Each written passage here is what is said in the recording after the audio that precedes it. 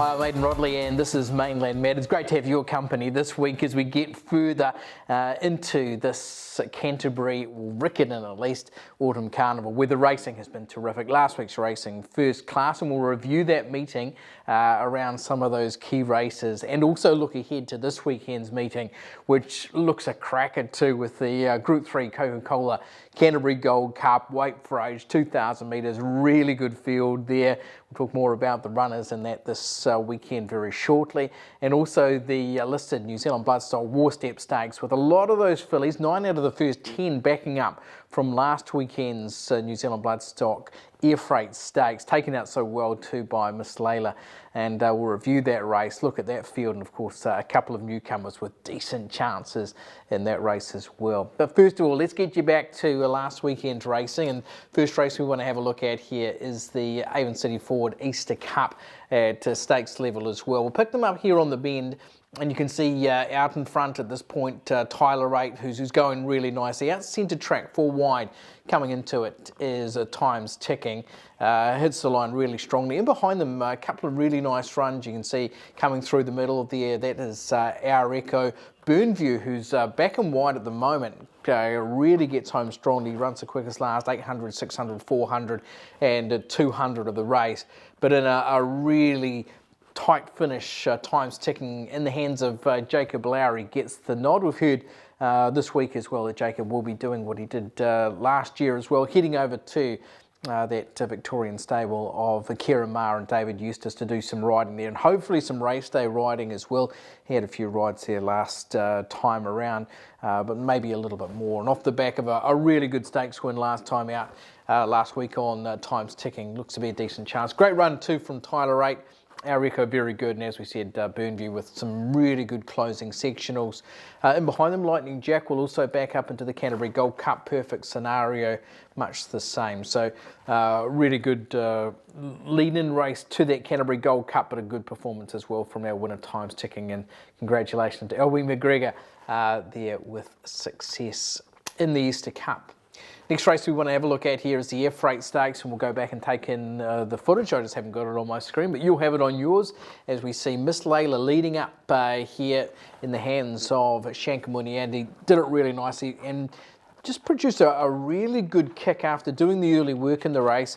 And you can see around about this point here at the 350, finds a bit of space on the challenging rivals. That 4 wide into the races, Luella Christina in the hands of Cameron Lammas. Just got pushed back into a position where it was 4th in the trail early, but then shuffled back to 9th with 1,000 metres to run. Comes 4 wide into the straight and hits the line strongly, runs the quickest last, 800, 600, 400. Second quickest last, 200 of the race. Interestingly enough, the quickest last 200 goes to Family Ties, who's out wide on the track. Elmanette, who turned about 7 wide after tracking into the race 3 wide, was very good in running into 4th. But honours here with Miss Layla, prepared by Shane Kennedy and Anna Furlong. They also prepared the 3rd place getter, Madame Giselle, who was pretty good in the trail, around the second quickest last 400 of the race. And a lot of those horses will press ahead. Betty Spaghetti, maybe just a touch disappointing, but will be one who will come on from that run. And then behind them, Mary Wicker was 3 wide throughout. She doesn't go on to the War Step Stakes this weekend, but most of the rest of the horses did. And you could find excuses for those who were back and running.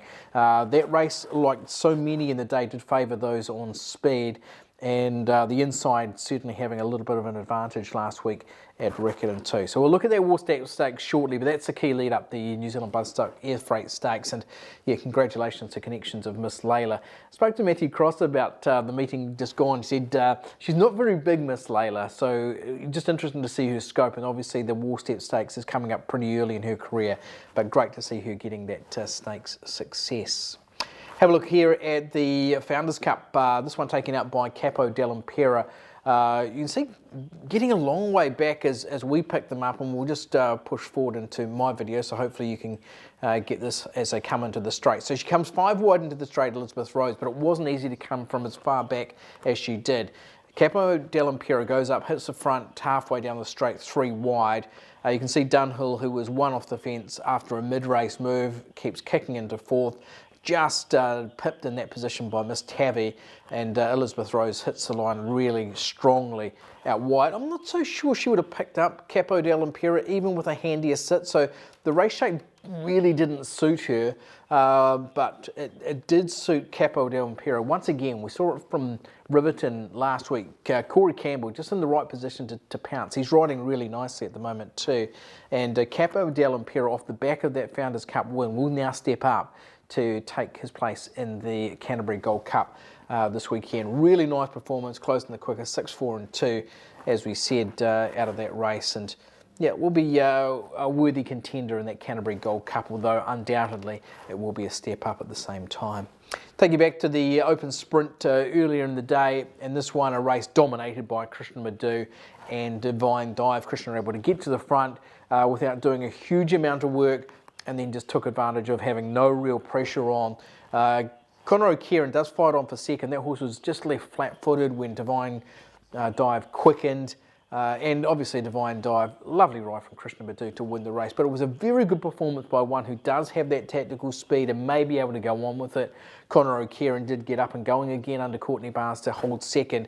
And OK Powell, who was slightly better away than normal, did hit the line nicely in there for third position. So not a lot over the first five. Golden Harvest in for fourth and So Natural in for fifth, but honours there with Divine Dive. And it'd be interesting to see where Pam Robson takes that horse next, but that was a really nice win on the card. So there's four races we want to have a look over. Right, let's have a look at this weekend, because boy, this is a race meeting and a half.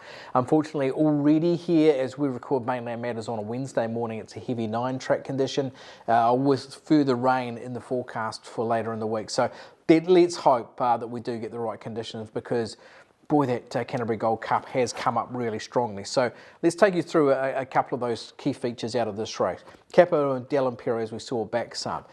Times ticking backs up after the win there in the Easter Cup. Also out of that race, Our Echo, who was good, Lightning Jack, Perfect Scenario, who weren't all far away. They back up on the 7 days and into Wait for Age, where obviously different conditions suit different horses. Got the Auckland Cup winner, Platinum Invader, down to contest this race. Looks to be a good chance. Exchange, who's been going so well. Live Drama, who we've focused on a couple of weeks ago on Mainland Matters. As a Thought comes out of the Riverton Cup win a couple of weeks back. Second Thought, who was spoken about winning and then going on to this race. And Burgee, so good last time out, running really nicely and behind Live Drama in that Group 3 South Island Thoroughbred Breeders' Stakes. Also out of that race, Vernon Me, who did have an exhibition gallop. Let's have a look at the footage of that exhibition gallop. And as we bring this to you, we did catch up with Stephen Marsh at Cambridge this morning ahead of Vernon Me's final hurrah. Vernon Me, potentially a last start. We saw an exhibition gallop last Saturday at Riccarton. What'd you make of that? Yeah, I thought he was really nice. It will be his last start. He's owned partly in the south by the Hickman family. So it'd be nice if he could go out on a winning note, but he goes down there in really good order and it'll be a nice race for him. But yeah, he'll be retired and he's got a very nice home to go to after this. Hasn't he been a great stalwart for the stable over the years with Group 1 performances? What can he bow out with? Yeah, look, he's been a real stable favourite, that's for sure. I mean, it'd mean a lot to the stable if he could bow out a winner. He's probably struggled to really recapture his form, but who knows, a little change of scenery down south, he might put in a biggie on the way out. So that was Stephen Marsh talking about Vernon Me, who has been a Group 1 performer and will have the final race of his career in the Coca-Cola Canterbury Gold Cup at Group 3 level this weekend. As we said, the other feature race there is the Warsteck Stakes at listed level. So let's go through a couple of the key features of this race. So you've got Miss Layla, Luella Christina, Madame Giselle, Elmanetta, who come out of last week's NZB Air Freight Stakes. In fact, 9 of the first 10, as we said earlier on, come out of that race and go on to contest the Warsteck Stakes, up the extra 400 metres to 2,000 metres. So the interesting dynamic there. Plus, Inflamed, who was just so good last time out. I'm really looking forward to seeing how she measures up, and I think she'll measure up really well. Rain affected track, maybe a little bit of a concern, but she's on the up and she's got any amount of ability. Also, She's a Con, who was just terrific in clearing maidens last time out. Such a sustained burst to carry her to victory. She's a contender here as well. And then you've got others such as a really impressive last start winner in Generation Joy there as well.